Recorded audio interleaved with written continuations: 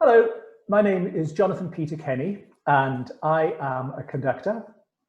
And this time of the year, I will be expecting to be conducting performances of Handel's Giulio Cesare and the Bach St. John Passion for English Touring Opera on our tour of the UK. Unfortunately, due to the COVID-19 virus, the rest of our tour has been cancelled. But we are all incredibly grateful to English Touring Opera for honouring our contracts and paying our fees for the rest of our tour, which has enabled us all to have a certain degree of unexpected financial security. I'd like to say too that we're dedicating this series of short form videos to all our colleagues in English Touring Opera, the singers, the players, the technical crew and the staff in the office. We wanted in making this video to give something back and to enable us to have a presence in your lives throughout this crisis. I'm with my colleague, Holly Mathieson, who is the conductor of Così fan tutte, and today we're going to discuss the music of Handel's Giulio Cesare. Hello, Holly. Hello, Jonathan. How are you? I'm fine, thank you. You're up in Glasgow. I am. A long, long way away from Israel. It feels a million miles away. Okay, so let's talk about Cesare then. Yeah. It's written by Handel, who I know, of course, from The Messiah. I've sung it a million, trillion, billion times. Never conducted it yet, only excerpts from it. And I've never conducted any of Handel's operas, so I'm genuinely just going to pick your brains because I have no expertise or experience to offer to the conversation. But it strikes me you are kind of probably one of the world's experts in Handelian operas. I mean, am I right in thinking that the bulk of your conducting work is music in and of and around this period? That's right, yes, absolutely. The first opera I conducted was a Handel opera, Tesio, in 2007, and I've now conducted, I think it's 11 Handel operas, and also I've conducted Monteverdi and Gluck, some Mozart, I did Domine a few years ago. But yes, I mean, the area I specialize in certainly is probably music, I would now say, including Mozart, but before that. Why do you think it is a good story to still be telling to an audience, something like Cesare? Oh, well, I think the great Handel scholar, a guy called Winton Dean, who was the chap in the 20th century who was really one of the leaders encouraging people to perform this music and saying, we mustn't neglect it. He made a really valid comment. Remember, he said, the operatic canon of works is not so full of masterpieces that it can afford to ignore those that Handel wrote. And before that, I think people used to think, oh yeah, Handel operas, there's some great arias, but it just doesn't stack up. They're not dramatic. The audience won't tolerate that. This series of da capo arias. And also, he felt there was a problem. People felt there was a problem with high-voiced heroes and what they imagined were static formal stories. And the amazing thing is that experience has taught us that actually what people might have thought previously were stiff, undramatic, stolid dramas, actually in the right hands, and the top masterpieces are actually very powerful dramas with music of staggering quality. And actually, then that there is an audience out there, which there really is. I mean, the audience for Handel opera has grown massively. I would say particularly in the last 30, 40 years. I mean, a pivotal event was the Handel Tercentenary in 1985, the Tercentenary of both Handel, Bach and Scarlatti. And in that year, a lot of opera companies realized they couldn't quite ignore this event. And so they staged the operas, and actually they had huge success. I mean, English National Opera had enormous success with Nicholas Heitner, David Fielding, John McCarris' production of Xerxes, which ended up being one of their mainstays, which the idea of a Handel opera being a big money spinner for an opera house was kind of inconceivable up to then. That's extraordinary. But it's funny to me, though, to hear that was the case, because I've probably come into the opera world once that's been established as they're awesome. How could we have ever thought they're not? And actually, because most of my work is in very late romantic, mid to late romantic repertoire, and the opera and out on concert stage. Oh God, I would love to be able to do Handel. I'd be terrified to touch it. But to me, it strikes me as being tremendously modern aesthetically. I think that's really true. I think there's something about it. I mean, there must be a reason that at this point, we've sort of rediscovered and they strike a chord with people. I think actually the formality of the structure and also the themes of the stories happen to strike something in us, to reach something in us that we find very, very contemporary. Yes. I mean, I think it's helped by the rise of the period instrument orchestras, but then I think it's cause and effect. The two things are interlinked. And there's something about them musically and thematically that lend themselves to very cool, clean, stylized interpretations, where the Verismo operas just don't. They're just big, soppy love stories. And, and they look, to me anyway, I find them a little bit dated and tacky sometimes. Whereas you go back to Handel and Rameau and Lully, these incredible pieces that are so that you can play with surrealism in them, and you can play with all sorts of things that you can't with the big stock 19th century repertoire. Yes, I guess so. I mean, there's a clarity of intention, I think, in the Baroque operas, and inevitably, maybe we're too close to the Verismo things that we know when we look back at them, that we find fault with them, and we'll probably at some point it will turn around the other way. I love Verismo opera too, but I think the directness of of the most successful operas of the Baroque period is very, very powerful. And where the music is very often extremely strong. I think this idea writing an aria which is about one affect, one idea, again, it comes to us in a very simple, direct form, and straight to your heart. And it's not attempting, I think, to be over the Verismo style. It's not attempting anything veristic. It's we always say that in a Handel opera, the composer and the librettist, they build up the character brick by brick, each brick being an aria. So in the first aria, you discover something about the character.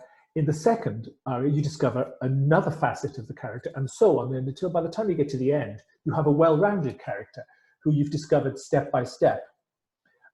So a different way of character building, and again, maybe one that we find easier to comprehend now. So that I'm going to jump 10 questions to something that I was going to ask later on, but that just leads perfectly in. The first time ETO did this, you did the whole, it was you conducting and James directing, James being the artistic director of the company. And yes, and I sort of assume everyone knows that. And you did the entire piece, didn't you? With no cuts. So how then in this version where you put in whacking great cuts and shortened it to half the length or something? Yeah, it's incredibly difficult. I mean, I think having done it complete, it was both harder and easier to cut. It was harder because you knew that every pearl, and they are pearls, you cut, I felt it rattling along the floor. I consoled myself by always saying, yeah, but it's not like I've drawn a moustache on the Mona Lisa. The piece still exists. It's there for someone else to, maybe for us to do it next time. It's not like we've irrevocably defaced something, but we had to balance it out. So we had to make a bunch of decisions which actually composers of the 18th century always had to make. You're having to write this piece which is going to retain the integrity of the story, but also make sure everyone's got enough to sing.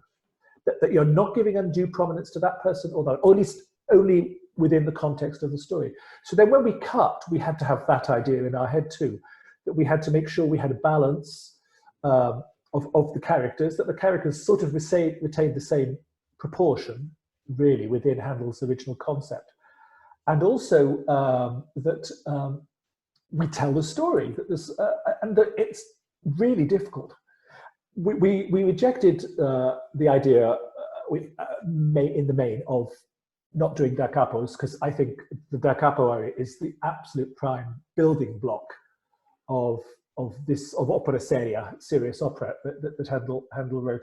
And so we chose to try and remove entire scenes, or cut out a whole sequence, rather than chop everything, and so you just get a reduced version of everything, a sort of speeded up, silent movie type feeling version.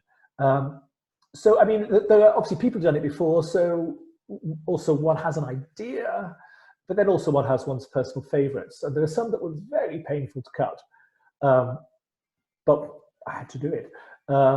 I mean, it was actually, even then, actually, when we got to the show, we were worried we had too much music still, because we came in, I think we came in 4 or 5 minutes before the 3 hours, including our interval, which because after 3 hours we have to pay orchestral overtime and everyone overtime, and it means that the cost of the performance increases massively. So that's really crucial. 4 or 5 minutes beforehand is a bit tight. It's cutting it very fine. Exactly, we go up late, the interval takes longer, and then we're really in a mess. Yeah. We managed, in the 2 shows we managed to do, I was very proud that we came in easily on time. But yeah, so I mean, I made, there was, I mean, particularly actually, there was one aria of Sesto, which is a famous aria called Langue Offeso in Act 2, which we had to cut, which cost me to cut, but I ended up thinking, actually, I still believe the structure. I go with my gut too, actually. I very much feel that the structure works or not, and if it doesn't, it really troubles me, and I will go back and make another decision. But I've done enough of these. I mean, I've conducted, I think, 10 or 11 now. I've sung in 15.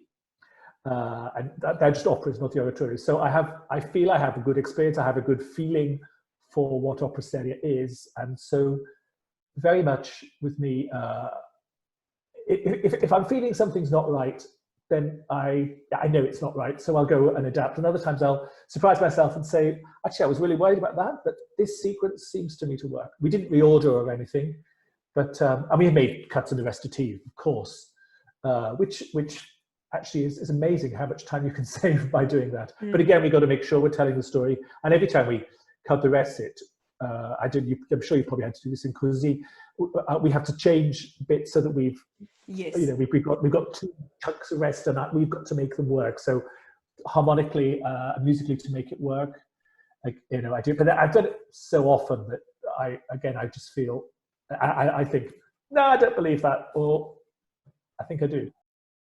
One thing you mentioned just before was about ornamentation, and how when you did it as a full opera in Cleopatra's aria on the first night, she's saying it's a slightly different ornamentation to the second. Yeah. I'm curious to know why, but also I want to ask you about how you make decisions around ornamentation, because you and I took the complete opposite approaches this year, didn't we?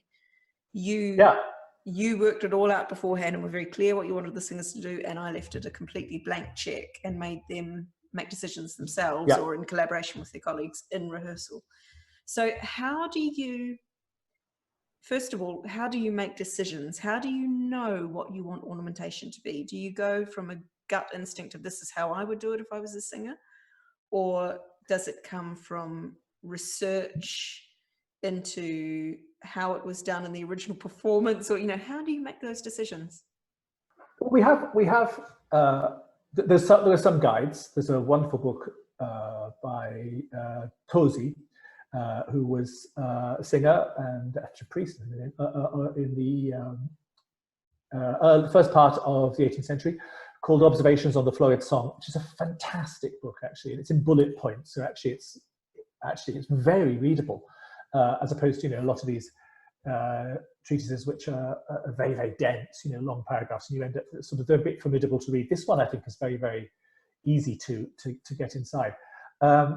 And actually, he talks about the singers he's heard, including Senesino and Cuzzoni, the 2 singers in Cesare. He describes their voices.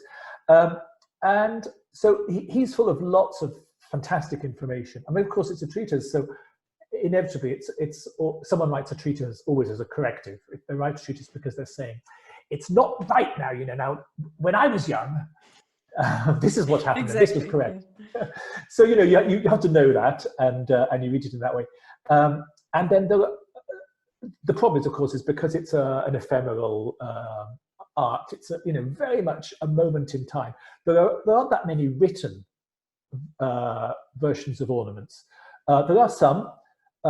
There's one through very interesting things where there's 3 arias from Ottone by Handel, which Giulio did in 2015, something like that, 2014.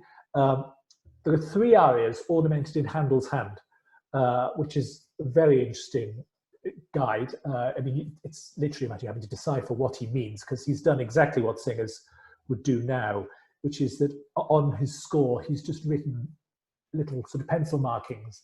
And so you can see the pictures, but sometimes it's hard to work out how rhythmically it fits in. So you have to make, like an editor has to make decisions. In fact, I remember I first saw it, there were 2 editions. One was by Winton Dean, who I mentioned already, and the second was by a German musicologist whose name escapes me for the moment. But they actually came to some different conclusions, which is interesting as well, I think. And then the other thing is I think, is personal experience. I mean, my first Handel opera that I sang in was in 1985, the Handel 10th centenary year, and so I've done it a lot. I mean, the singers of the 18th century only sang music of their time. They only, I think we said in the previous meeting about the original Academy of Ancient Music, which is now the name of an orchestra, but then was a society, was set up to perform ancient music more than 10 years old. That was ancient. So they were absolutely immersed in the music of their time. And so they really sort of understood it, they inhabited it. For singers now, I think they have a very hard task, because we're expecting them to be able to sing anything from sort of, I mean, a lot of singers say from about 1500 to yesterday. It's 500 solid years, and actually they're sort of expected to be fairly expert in it. It's impossible, they can't be.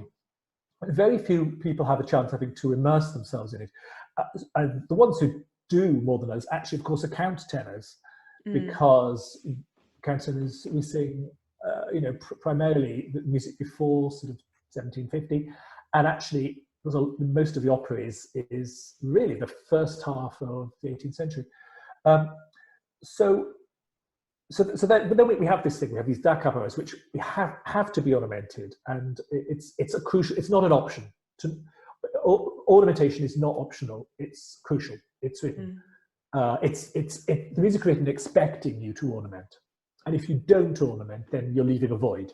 You are not only the performer. You are the co-creator of the music.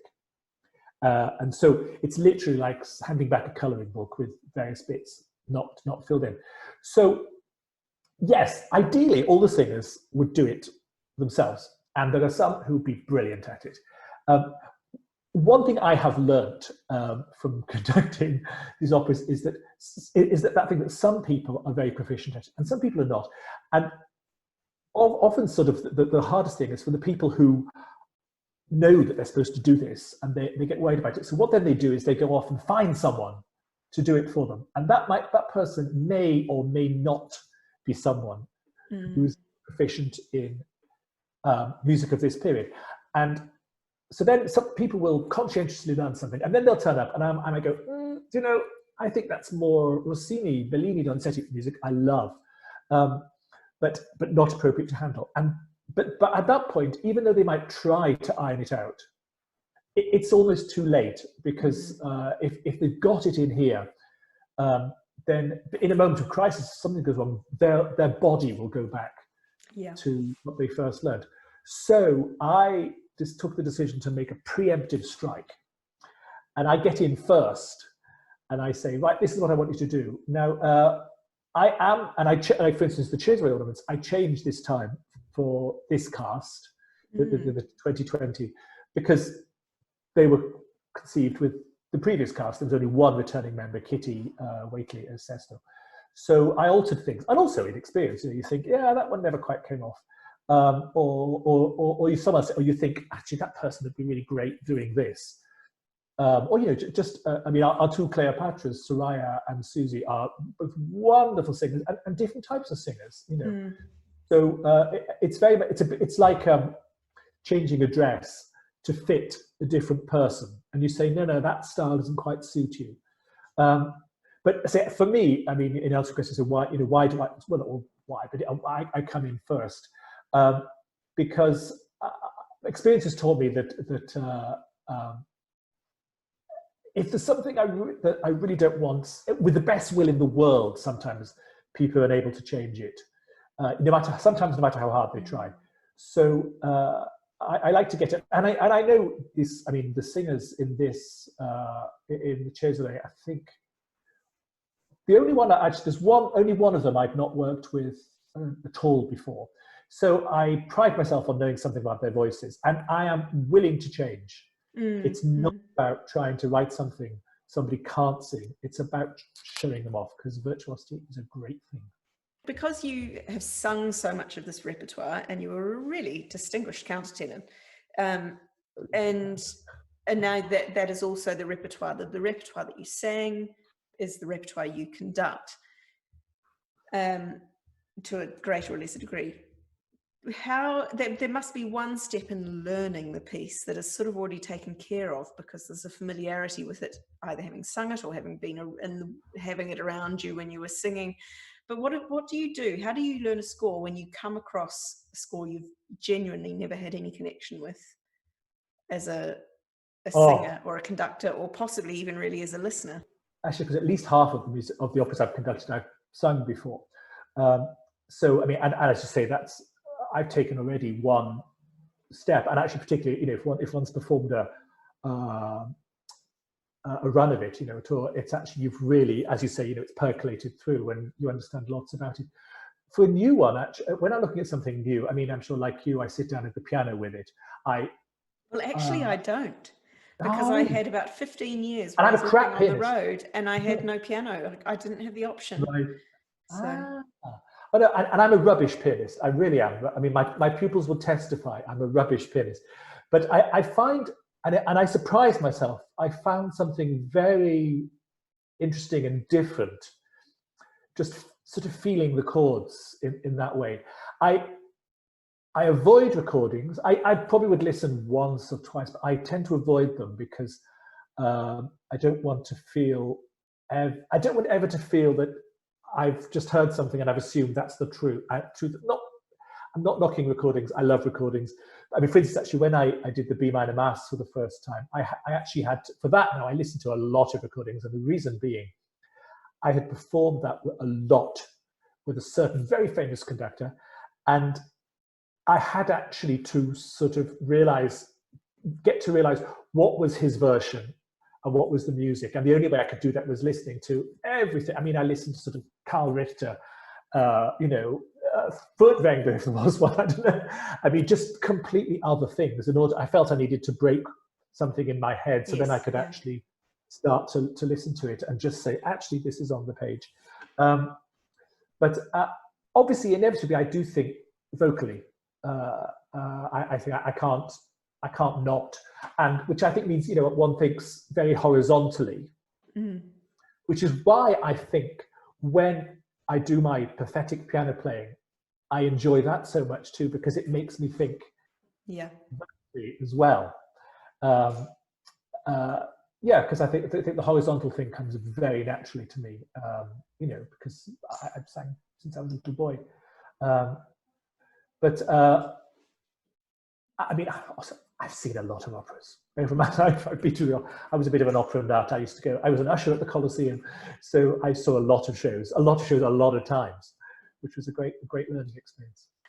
One thing I'm interested to ask you about is the orchestra for Cesare. Getting back specifically to it, because it is quite an extraordinary array of instruments to have in the pit, and Handel did 3 revisions to the piece in his lifetime. He made little sort of tweaks along the way. Did that include orchestration changes, or was the orchestra the same from the first performance till now? Sometimes, I mean, fundamentally it'd be the same. But I mean, but see, Cesare is one of the more opulent orchestrations of Handel. I mean, particularly because in the beginning of Act 2, what's called the Parnassus scene, which is the scene where Cleopatra specifically sets out to seduce Cesare.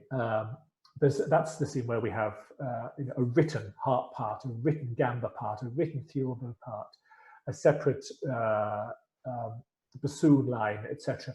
Just for that scene, sort of the nine muses, and I mean, originally they were on stage playing. So I mean, there was an on-stage band and an off-stage band.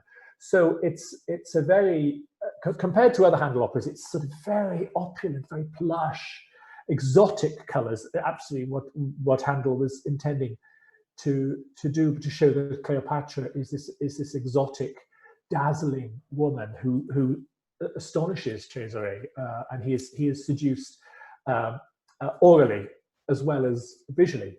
I mean, the next opera after this Tamerlano, I think it's the next one. Yes, it is. The next one after this, it strangely has a very opaque orchestra. It's just got strings, oboes, bassoons you'd expect, but and a solo flute, and that's it. As opposed to this very extravagant. I mean, there are also four horns, which seems so modern. I mean, yeah, absolutely, and there's a trumpet for one movement. How bizarre. I mean, apart from anything else, or when we were talking about this earlier, it sounds very opulent and self-indulgent, but you were suggesting quite a few of these players might have been doublers. So you might have had a trumpet who plays transverse flute and yeah, or maybe someone on the back desk of the violins just goes, "Oh yeah, I can do that." Well, I mean, it was premiered in London's West End, and West End pit bands are basically the same now. You have one reed, two reed, three, and they're any combination of. Yeah, I mean, it was a commercial operation. Yeah. This opera house. It's not like sort of Versailles, where we know that Louis XV in that period is going to pick up the bill regardless. I mean, there was the Royal Academy of Music, which was the name for the company that was set up by him. Started in 1719, I think, and then it collapsed in 1730, I think, and then there was a second academy. And one of the problems was it was financial collapse because it was too expensive and complicated. The problem London still has, actually, because and then when there's a second academy, there was a rival opera company. So there were two opera companies operating with megastars full-time in London. And it's the question I think London still has: can it afford two full-time opera companies? Never successfully answered it. Yeah, no one's cracked that nut. So, I mean, the harp seems so strange to me. Is it, when you say the harp, is it the same as a modern harp? How different is it? I mean, I don't know of any other work from that period that contains a harp other than folk.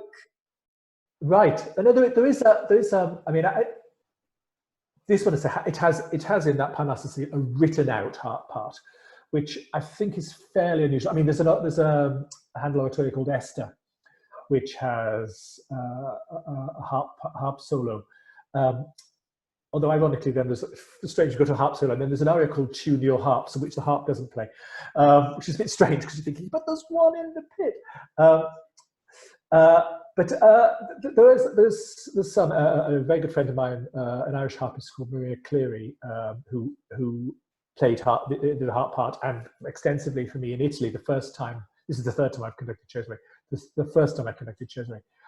She's done a lot of research actually into Baroque harp. And actually, Aileen, our harpist, has done some work with her. I think it's Irish harpists. That's the way to go. And I remember when I did that the Cesare with Maria. I mean, she said to me, "Well, I can play continuo as well," because obviously it seemed ludicrous to have her just playing this. Well, it's not one movement; it's a sequence. But and actually, I found it fantastic. It's a wonderful, wonderful color. And it sort of infects the band, and it sort of fills all sorts of nooks and crannies, and I think gives it a very special color. And I'm a huge fan now, actually, of having a harp in the continuo for the Handel. I think it's a wonderful, wonderful new color we can have. But when we did Circe, I used harp continuo, which is in 2016. So, but I mean, the reason specifically for that was because there's no written harp part in Circe, because we were doing Ritorno d'Ulisse by Monteverdi, and to have a harp for that is completely right. And so Maria was with us, so it was great. She then played in Circe as well. But it's a wonderful, I think, flexible, pliable color. I saw a large kind of brouhaha took off on Twitter a few months ago. Someone was making the point about how it's being used as a continuous instrument for music this period, and a very well-known early music period conductor was saying it's absolute nonsense and it's not a, so it's obviously quite a bone of contention, and it is still quite controversial whether or not it can be used, or whether it was just used once or twice because it happened to be there and the continuo player was sick that night, and we can never know these things, but I think it's absolutely tremendous. I'm so glad I just love it. I think it's so cool. I read, I absorb as much as I can, and then I'll make a bunch of musical and dramatic decisions which are mine, because they're for the 21st century. I cannot be a person in the 18th century, and I'm not going to kind of not do something because someone can say yes, but in 1681 they did. I just think that's really interesting. However, we've got a harpist here. Let's do it. We can make this color, because every time we're remaking again, and I think that's the most Baroque ethos, actually, is to say every performance is a new opportunity, and we use what we have, and then maybe next time I won't have a harp, in which case that harp part, for instance, in the Parnassus scene in Act 2 of Cesare, we'd do something where maybe we'd make the harpsichord play that and then give it prominence. I'd make another solution.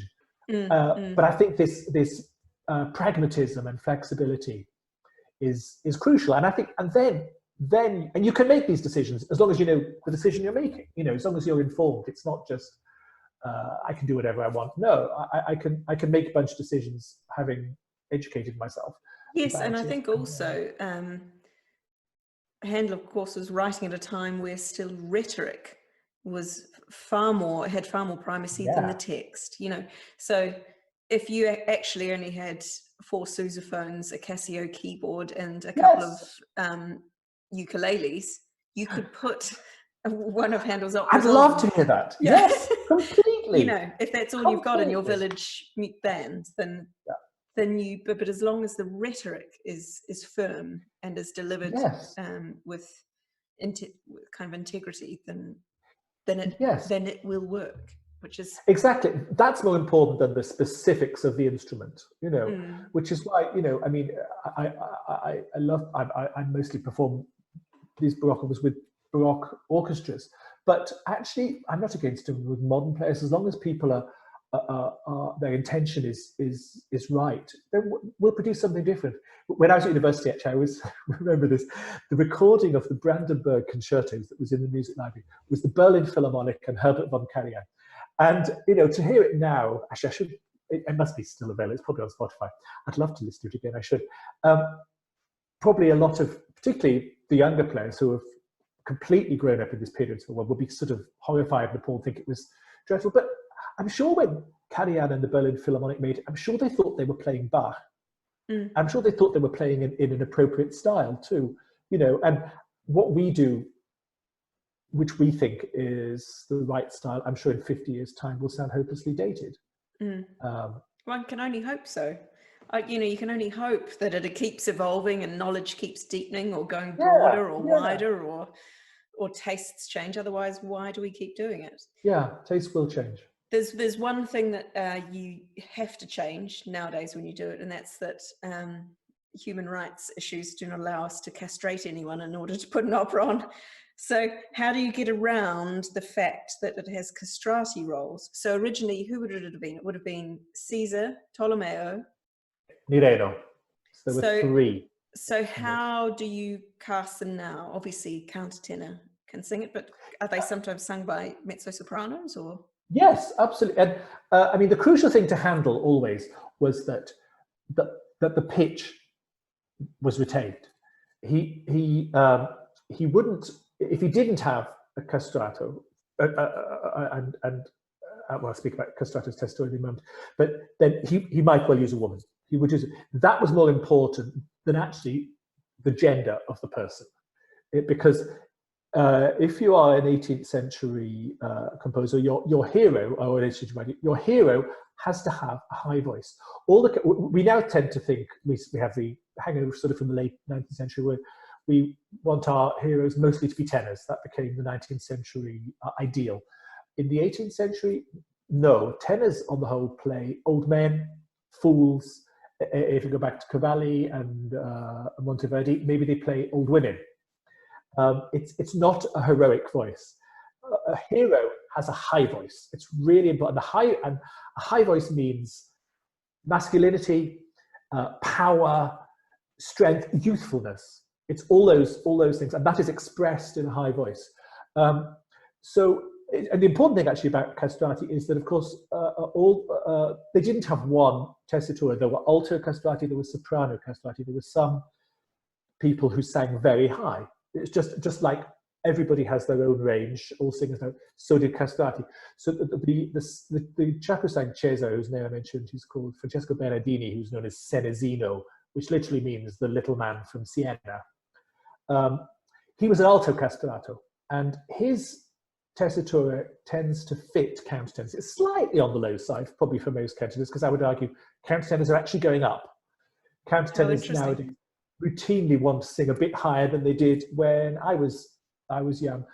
So and also, of course, now that we are performing at 415, 415 hertz as opposed to 440, so we're semitone lower. So there were some areas in which countertenors, you can tell they're thinking, I wish this was a bit higher. But actually, it's a pretty good match. But there were also, as well as there were, as castrati portrayed the heroes, there were women who specialised in playing male roles, just actually as there were, didn't happen in London, but there were castrati who specialised in playing female roles. Particularly that was take place in like the Papal States, where women were not allowed on the stage. And it wasn't a drag act. It's more like Japanese theatre, where there are men who play female roles, and they do it completely seriously, completely straight. And it was a sort of an art form in itself. So Sesto has a huge arc in this, and change, and ultimately actually is the agent of vengeance. So this person who you felt quite sorry for at the beginning as this boy whose father has been brutally murdered, and he has seen the severed head in front of him. It's really brutal, isn't it? Yeah, and his mother is it's an agent of vengeance, pushing him, saying, you have to do this. And Sesto has this enormous pressure. He doesn't know how to respond. And Handel, writes that through the music. I mean, Sesto, if you do it, Sesto can appear to be going, yeah, I'm going to do it. And you think, go on then. But it's actually, it's a measure of his hesitation. He's all the time trying to gird himself up. Handel illustrates that brilliantly. And also he gives Sesto an exquisitely beautiful aria called Cara Sperme, which is just for continuo and voice, and then the violins come in and play the last 2.5 bars. That's all they play in the whole, which is actually very difficult to play because it's a ravishing aria, creates a beautiful, and Kitty was really lovely at it, and creates a beautiful atmosphere. And then the violins just have to come in on their own. Do you think the musical effect of that is that we feel very deeply that we're seeing a very vulnerable inner thought, because it's without the publicness of the rest of the orchestra? Do you think that's what that orchestration's about? That it's like, I hadn't thought of that, these but I are think my you're emotions right. stripped bare. It's something, exactly. It's something very exposing. It's really very intimate moment. When Sesto sees the possibility of sort of going forward, as opposed to, and he's got this monstrous mother. Yeah, she was a fascinating character, because when you just read the synopsis, you sort of think, well, poor widow, now a single mother, lost her husband, has been sort of kicked out of her home, attempted rape, and you think, oh, victim. But actually, in the way that the libretto works and the way her part is written, she's not at all. She's such a strong character. Absolutely. And really knows how to manipulate people around her where she has the power to wield. Often she doesn't, but when she can, she's very powerful, and in the way she controls Sesto, her son. And absolutely, and that power, I think, also is the thing that attracts Ptolomeo, the bad guy, the Egyptian pharaoh, or the guy fighting for the Egyptian throne. I mean, that's one of the things that must draw him to her. This dominant woman, and he feels he has to possess her. That's ultimately his downfall. But yeah, I mean, and she has music of such quality, such a, you feel from her first aria called Privason, which is very, very beautiful, and it's got actually the orchestration of that is beautiful. There's a solo flute in that which just adds sudden, and it's where Handel is so clever. You have it looks on the page like strings with solo flute, but not with a sort of obbligato part. But the addition of this flute suddenly changes the world. The sound world is suddenly something other, and you feel this enormous emotion. And then she finishes it, and she says to Sesto, "Right, we've done with the grieving. Now you've got to kill him." And this boy goes, "Oh my God!" And Handel, you know, and then there's a sort of very tough eye where you feel that Sesto is trying to convince himself. I always feel like it feels like it's the bravado of someone who kind of goes, "Don't know what to do," but you know, it's very cleverly constructed. So you talked about the very sort of conventional formality of the way the aria itself is structured, but also the number of arias each singer gets and things like that. Are there any other underlying sort of structural elements in terms of, say, the voice types that Handel uses, the tessitura, the male and female character roles and things that underpin the piece in some way? I mean, structurally, there's something very interesting that happens structurally right from the off, in that we have a typical, and this is Handel again being very clever. If you think that an opera seria is very formally ordered, as in there's an overture, which is usually there's a slow introduction, a fast allegro, a minuet, then you might get a jig or something, and all these things are possible. And then it's an alternation. Opera seria is fundamentally an alternation of recitative and da capo aria. Duets are really rationed. There are two in Giulio Cesare, which is a luxury. That's 50% more than you have any right to expect. I mean, I know there's Ezio, a Handel opera from the end of the 1700s. There are no duets. It's a wonderful opera. There's no duet at all. There are two. There's in Cesare, one for Cornelia and Sesto at the end of Act 1, and then another one at the end of Act 3 for Cesare and Cleopatra. So the audience is geared up to this structure, and one advantage of this very formal structure is that Handel can make a big impact by just making a small alteration. And he does it from the very beginning, because there's an overture, there's a typical sort of French grand formal first bit, and then an allegro fugal section, which is absolutely standard. And then we start what should be the minuet. And it's in 3/4, and it goes yum, absolutely like a minuet. But this minuet becomes the opening chorus. It just merges. Now we can lose sight of that, because for us we just think, oh, it's the first chorus. It's not. For the audience, it would have sounded like the minuet, and then into the minuet, suddenly people start singing. So you're suddenly thrown into the action. The action suddenly begins sort of a whole movement sooner than it should have. And then other things he can do, for instance, and he does it later in that act, for instance, I just spoke of Cornelia's aria with the solo flute, Privason, where he changes the color. But the other thing also he does is in that one, he dispenses with the opening introduction, what we call the ritornello. There's the recitative beforehand. Sesto says, "Mother, what shall we do now? We're in this weird place in Egypt. You don't have a husband. I don't have a father." And she starts her aria, and there is no introduction at all.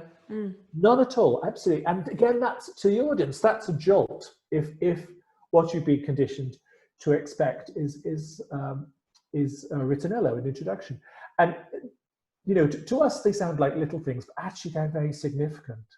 It's like it's like sort of television program where you advertise it's a bit like, what's the guy, Jed Mercurio, is it the guy who does Line of Duty? Where one thing he's done in all his series is he has often at the beginning, there's some big name star. And then they're killed in the first episode. And of course, that really shocks the audience because they've seen it's a new series by so-and-so and it's got this star, so they're expecting that person. So the last thing they expect is that person to die. And it's that's the same playing with the audience's expectations. I think it's something that as a modern audience, sometimes we don't appreciate how much of a period audience they would have had the ears to hear it. And I think of, say, some of Haydn's symphonies, where a symphony conventionally the part of the title would be the key that it's in. And then every now and then, and also Beethoven does the same thing in the First Symphony. Yeah. They start in the wrong key. Yes. And it means nothing to modern ears unless you happen to have perfect pitch. But a period audience would have understood. They would have heard that and said, what? It had meaning. Yeah. They'd have felt something disquieting. Yes. About it. Yeah. And of course, we can't, it's hard for us to recreate that. But it's always good to know, I think, because a lot of these things have subliminal effects, which are very powerful. So my final question to you is actually a personal one, and that's about your decision to become a conductor. How and why do you still sing professionally, or did you decide to give it away? I do not so much, but I do. In fact, when I sing now, it tends to be modern music. I have no desire to sing an operatic role anymore. I remember actually a few years ago, a singer, a tenor called Anthony Gregory, who I taught him at the Royal College, one of his many teachers at the Royal College of Music, and we were talking about me conducting, and he said to me, but if somebody asked you now, do you want to sing in this opera or do you want to conduct it? Which would you do? What would you do? And I said, well, at this point in my life, actually, I'd rather conduct it. And he said to me, but I just can't imagine not wanting to sing in it. And I said, I used to feel like that. And I've just changed. I'm different. I like, for instance, we do an opera, and we're at the rehearsals, the stage rehearsals, and the singers have got their costumes on, they've got makeup, there's light shining in their face, they've got a conductor saying do this to this, the director saying do this, that, and the other. So many new things. I trying to please so many people. I now think, I'm sorry, I've done that part of my life. Yeah. But I know a lot of them feed off it and love it.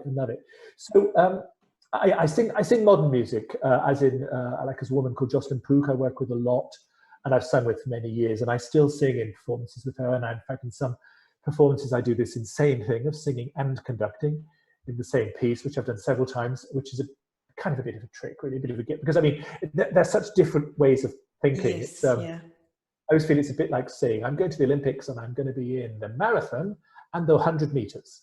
So, you're mad. Because it is hard, because they're different. Yeah, it is. And actually, it's just different energy. But the only thing I miss a bit is singing Bach. I would like to sing a bit more Bach, because that's just such a joy. But I remember the first time I was the sort of person who always, I quite enjoyed leading a small vocal group or some small thing. I was quite happy to be the person, singing and waving a little bit in the bits that needed. And then the first time I had the opportunity to do a Handel opera, I remember I just thought, it's a Handel opera. I know how they go. I know how they work. I understand it. I understand what the requirements are. And of course, from the singer's perspective, from a singer's perspective, I know what singers are going through. I know what I know what they need. I can tell you when they're trying to get away with something. And also, actually, it's very much, this music is very much voice-led. And I always say there's this wonderful word we use in music, cantabile, Italian word, which means in a singing style. So I do think, well, that's what singers do. So it's quite a good place to come from in terms of leading. So for me, it had a logicality. Is that a word? Had a logic. That's better. well, I felt very comfortable. I mean, I'm not saying it wasn't scary to stand up in front of the orchestra the first time. It was. Yeah. Even though, there were people I knew.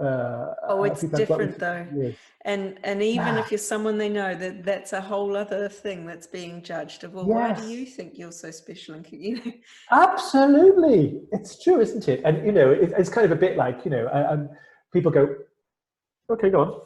It is. And I hate that aspect of conducting. I think it's so unnecessary. And I think a lot of that comes from sort of a 19th century hangover of who's earning far too much for what they do compared to everyone else. And, a sort of maestro myth thing, there's all sorts going on in that I think don't help the process a lot of the time. But certainly to come into conducting with this deep expert knowledge in your repertoire is what a boon. I mean, that's exactly what the music world needs, rather than precocious, ambitious, physically talented people, but who don't have a depth of what you're trying to say. I have to say, exactly. I mean, I'm not wishing to get on a hobby horse. You do think, well, you may be 23, you may be, I'm sure you're incredibly musical and incredibly, but you haven't lived a life. You haven't lived with the music for a long time, And for me, it's about living with the music as long as you can. I'm sure, we said about,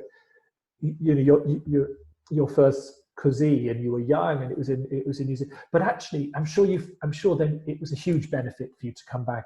That you'd done it, as opposed to if it was a completely new opera. It's a harder thing. It is, and I think also we can't, as young, because I've come the exact opposite way. I came from the physical side of it. I was a dancer and a pianist, and so the facility of conducting has never been the challenging bit for me. And I loved analysis, but I'd never played in an orchestra, and I studied voice, but only because I knew I was starting to get a lot of assisting with opera companies and doing a lot of chorus work. So I sort of started from conducting in a way, and I've been learning around it to find something to say. I mean, all of us, who knows what the right way there is no right way. But anyway, I was part of a big Zoom meeting the other night with Bernard Haitink, of course, an incredible conductor and a wonderful opera conductor. And someone made the question to him, as early generation conductors, where we're often told you shouldn't touch this composer until you're 60 at least, don't go near Bruckner. This is music that you're not allowed to touch until you've lived a full life, and have an opinion. And he said, absolute rubbish. If someone asks you to do it, do it. And if they tell you did a naive version of it, that's fine. You were allowed to. And actually, that's really brilliant. It was so wonderful. He was just like, do it, and do a naive version, do a shallow version, and then in 10 years you'll do another version. But don't ever feel frightened of a piece of music. And it was such a tremendous piece of advice. That's very liberating, actually, isn't it, for someone to say that? Well, he's a proper humanist. He's very loving and generous spirited. There's no ego involved with him. That's fantastic. Because I think you have to, at a certain point, you have to say, well, if I like this and I want to do it, I should just jump in. Yes. Because, there's no point hovering at the side of the pool. Jump in and get it wrong. Yes, and I think it's a reminder to us as colleagues as well, when we see someone jumping in and not getting it quite right, to go, well, that's okay. They're allowed to do this version of it this time, and it might be different next time. I think it's a fascinating idea for people who have grown up in the very virtuosity obsessed, period performance obsessed, perfection obsessed kind of conservatoire world. And I'm aware you're a conservatoire teacher, so I'm not bagging your What's wrong with conservatoires? But there is something nice. And actually, I was talking to someone yesterday about this current time we're having, where we're doing all of our music making online now and having to invent new ways of doing it. And there's this nice thing that's happened, that people have stopped showing the product, the perfectly polished product, and have started turning on the camera and showing their working process and their practice and their mistakes. And there are these lovely videos coming out from, say, the professional ballet world of, well, here I am just doing the bar at 10 o'clock in the morning in my pajamas and socks, and I kick the wall at that point. Isn't that great? My kitchen's too small. And there's something so connected and human about it, that maybe it's going to allow the whole performing arts community to shrug off a few bits of ego and anxiety when we come back to normal. Yes, and actually, yeah, you're right. We shouldn't be afraid to say, because we're not perfect, because we're not perfect. None of us are. Actually, I remember when also that very first orchestral rehearsal I took, I remember thinking, right, now the important thing is I make decisions, and that's the great thing about decisions is tomorrow I can change them if I go home and I think that was wrong. It's just I think in an orchestral context, for me, I felt I showed that I had some ideas. I think the worst thing, the thing an orchestra doesn't want is to feel, and it's a bad thing in a way, but to feel that you don't know. And so I remember thinking, well, I should just say, make a bunch of, I can change them all. They're not irrevocable. Which is, because I think period instruments are better with ambiguity or saying, I'm not sure. Whereas sometimes modern orchestras just want you to say, it's kind of like, well, do you want it like this? Do you want it like that? And that's, I think that's a harder way to work. I mean, there always, you conducted much bigger orchestras than I have. And I'm sure if you have 85 people there, you've got to have a real structure, and there has to be a hierarchy, doesn't there?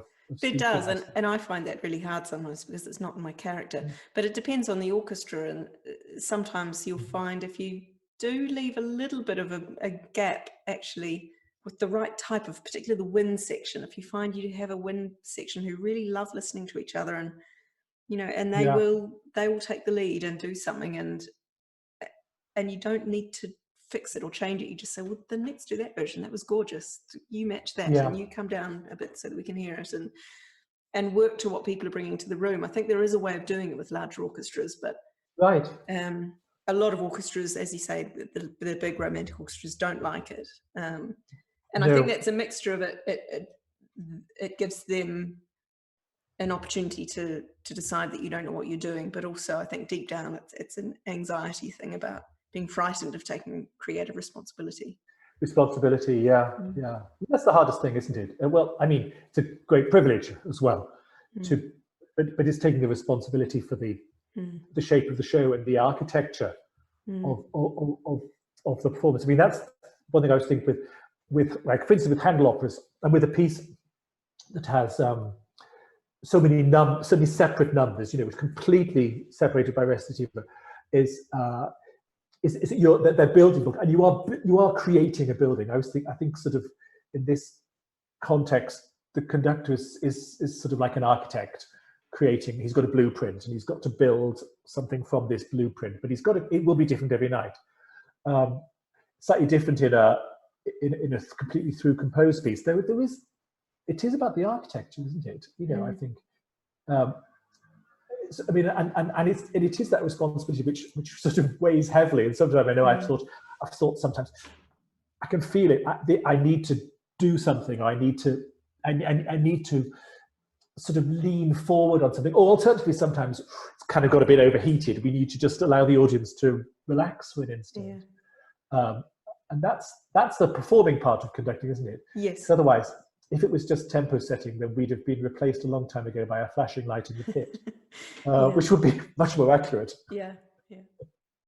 For more information about English touring opera and how we are continuing to produce events through this COVID-19 pandemic, please go to www.englishtouringopera.org.uk. Thank you very much.